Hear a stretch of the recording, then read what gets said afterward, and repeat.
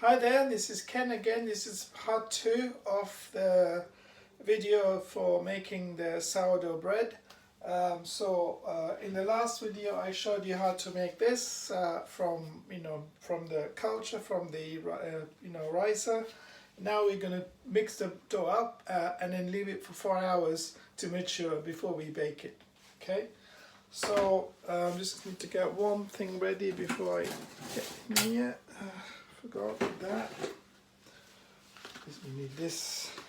So, okay, here we are.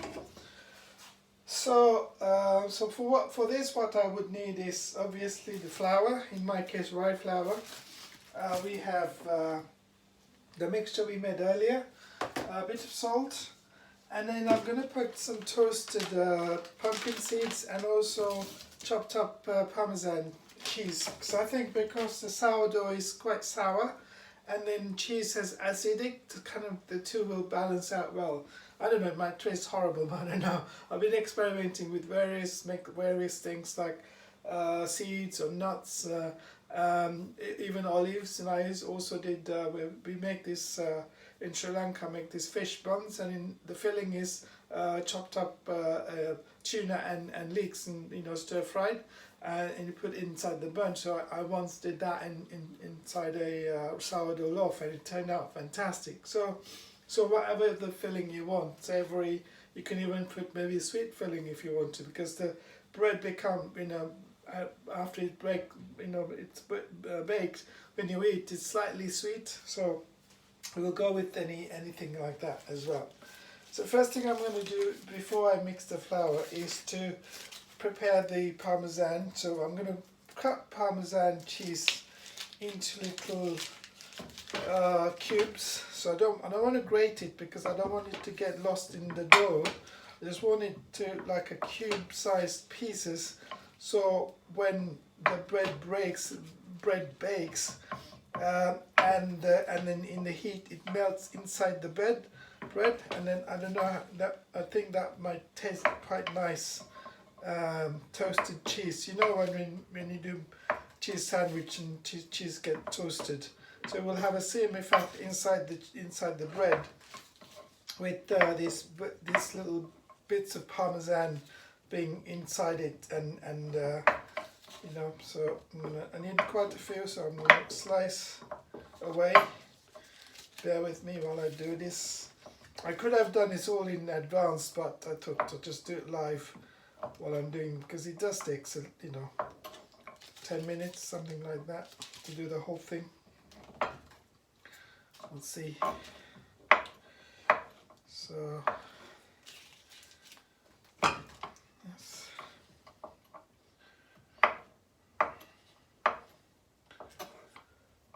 So slight more, and then I'm just going to use about half of this block of cheese.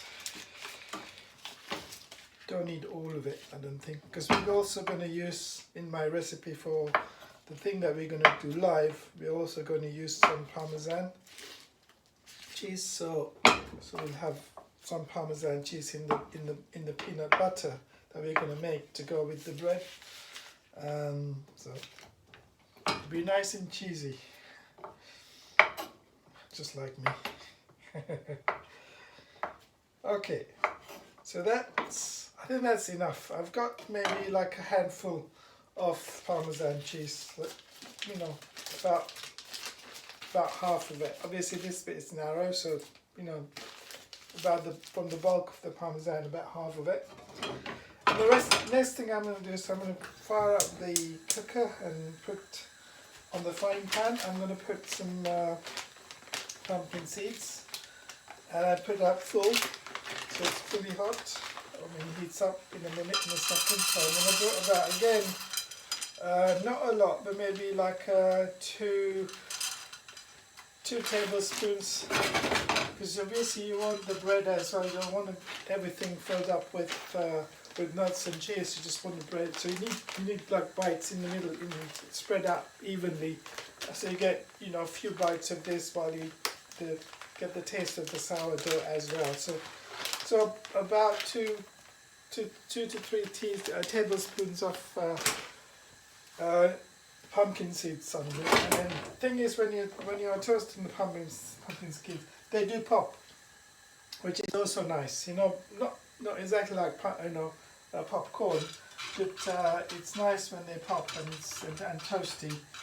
Because once it's toasted, the toasty taste will stay in the seed even when it's in the wet dough, and when it bakes, it will give a different texture rather than if you just put it without toasting it. That they with different taste and a texture as well. So you know, food is all about taste and textures, and that's what gives it, you know, the excitement and and the taste. So bear with me while this heats up. I'm just doing this live rather than recording bits and showing you. So just see how long it takes. So while you can see it's oiling up, the seeds are actually you probably can't see, but it's the oil of the seed is coming out, so you can see the oil, and some of the seeds are popping. I don't need all of the seeds to pop because some of them will pop out of the pan. I don't want to lose any, so I'm going to leave it like that. Now I'm going to take it off the pan and actually put it into a, can you hear that? That's the seeds popping. I'm going to put that into this little dish just to keep it cool, and I'm just going to put this in the fridge, in the oven to cool down. So I'm going to leave that to cool. So now, next bit is the, need to dry that, one moment. Get the pieces here. So this is my scale. So first thing we need to put in there is the flour. So always put the flour in before the mixture because that's wet, and if you stick into a mixing bowl, the mixture just sticks to the bottom. So it's always good to put the flour in first. I'm going to switch on the scale. So I'm going to use my cup to measure. This is so we have to put we are putting 300 grams of flour in this recipe. Make the flour, so that's 1 cup is 142, so about 2 cups. Yep, 236, maybe another half. Yeah, it's a little bit more needed. 301. There you go. Just one more order, just in case, because some of it's going to get stuck on, the spoon and all sorts of things. So I want to have 300 grams of actual flour in the bread rather than less. I want more, because it's going to be so nice when I make it, when it's made. All right, so that goes into my mixing bowl, and then onto the same scale. You need 5 grams of salt. That's the recipe says. If you can add little less.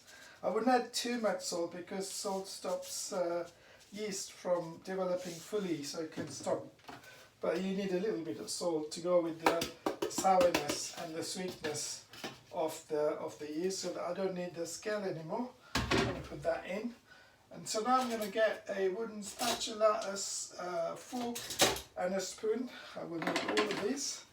I'm going to put the scale away.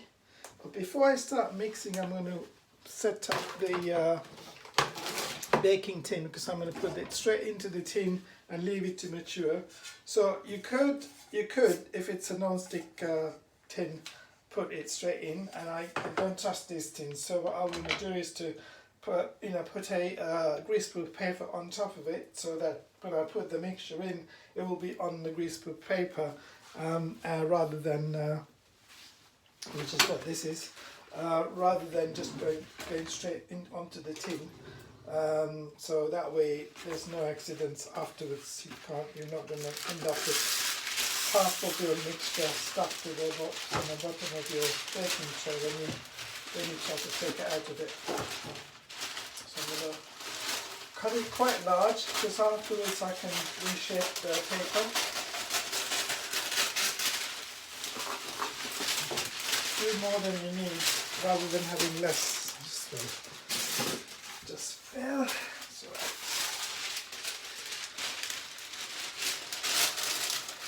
and that goes in the drawer. That's it. I'm going to crunch it in all to the corners, everything, so everything is covered.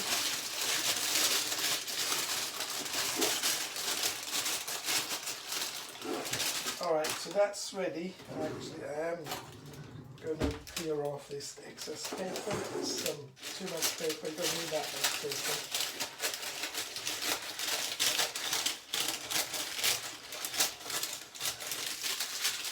Okay.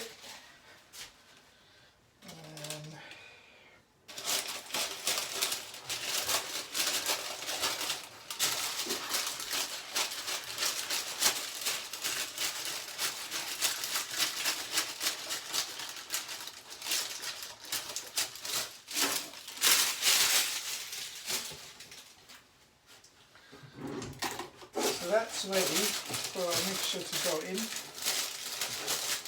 Okay, so I'll put that in, and then the next thing I'm going to put in is obviously the cheese that goes in next, the dry ingredients first, and then just check out if it's, yeah, it's not cold, it's warm, it's not burning, it's not going to burn anything, so I don't want it to burn the yeast and kill it, you know, before it has a chance to do it. Actually, it's quite wet with the oil from the seeds. I didn't know some pumpkin seeds have so much oil in them, but it does. Okay, so now before I put everything else, the wet bit in, I'm going to mix the dry ingredients together so they are kind of evenly distributed. Okay, right, and the next thing I'm going to do is to with my do either wooden spatula or the spoon. This tend to stick to the plastic, so I want to get as much of it as into here rather than being stuck in the plastic. So just spoon it all in.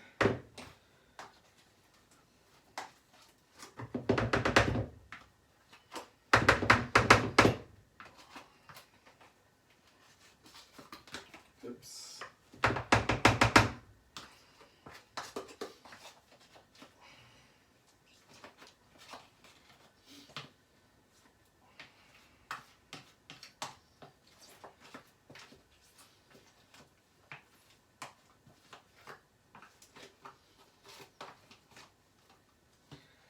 Okay, that's a lot of it in, and then I'm going to use that to scoop all that into the mixture. It's very sticky, so it tends to stick to the spoon and the thing, so you might need you could use 2 spoons or a spatula and a spoon, up to you, however you get it in. So I think I've got as much of it as that's possible to get in. Okay, I'm going to put this on the board. I'm going to use, now we need water, so I'm going to use the water to, some of the water, you know, also to scrape a bit even more of the mixture. So the water we need is 260 milliliters of water. It doesn't need to be hot or cold. It doesn't, well, don't make it hot, obviously.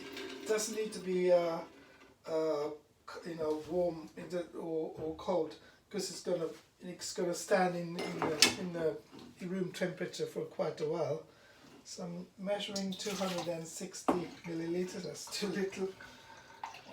As you can see, this is live, so I think that's just about 260 to 70. Just get rid of. I can always add more water than if I had too much water. Okay, so now I'm going to get the fork in and start mixing the dough with the wet yeast, or the the ricer in there. Notice I'm not putting my hand in, I'm just still using my fork. And obviously when you do that, you get a bit of it stuck to the fork, so I can use my spoon then to scrape that back into the bowl. And all of it in, I don't want any of it to escape. So as much of it as I can get in. So I'm going to put some of this into the plastic Tupperware box to use that to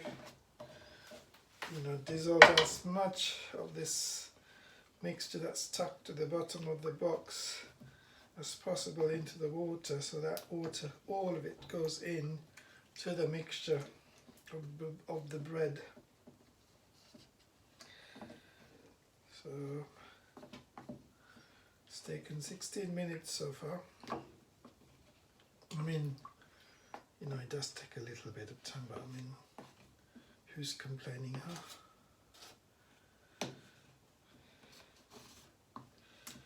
Oops, it's going all over the place, the water. That's why it's not too much, just little spillages here and there.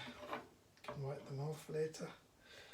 Right, I think that's as much as I could salvage from this plastic box. All that goes in, all of it, everything, every little bit I can scrape off.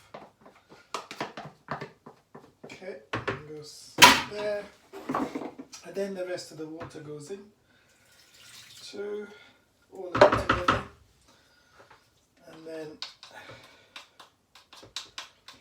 to now come to the interesting bit of mixing it all together. So I'm going to use my wooden spatula to mix it. You can use a plastic one or rubber one, doesn't matter.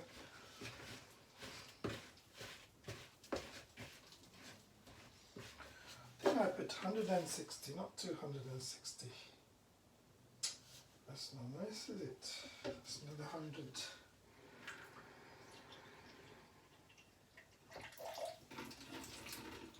So I can straight away see there's not enough water in it. So it's 260, not 160, like I just did. Now it's wet enough.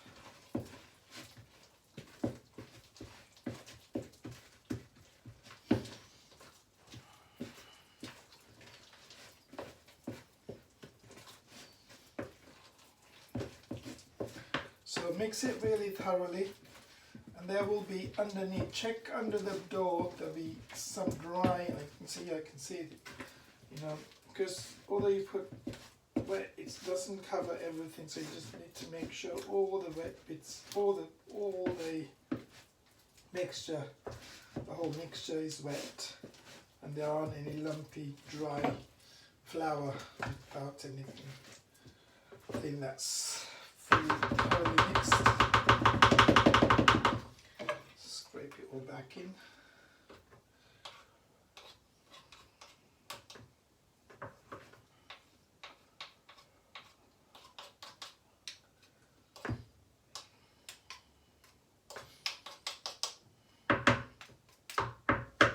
Okay, and then now this goes straight into the tin. And make sure you scrape every little bit of the mixture into the tin. And I can see the ingredients, the cheese and the nuts, and they are properly equally distributed, so they're in one clump. They are properly spread over in the dough.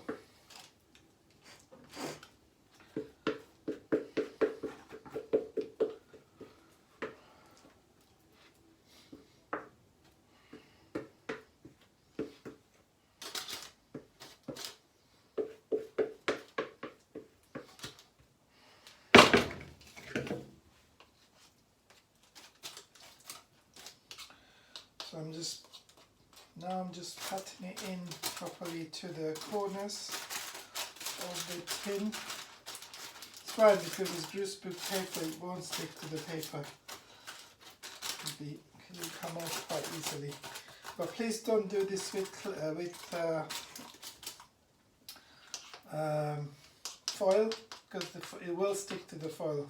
I've used foil before for other things when I'm baking, thinking it might not. Even the ones that says non-stick, they do stick, so don't use foil for this as a lining. Make sure you get greaseproof paper or non-stick tin.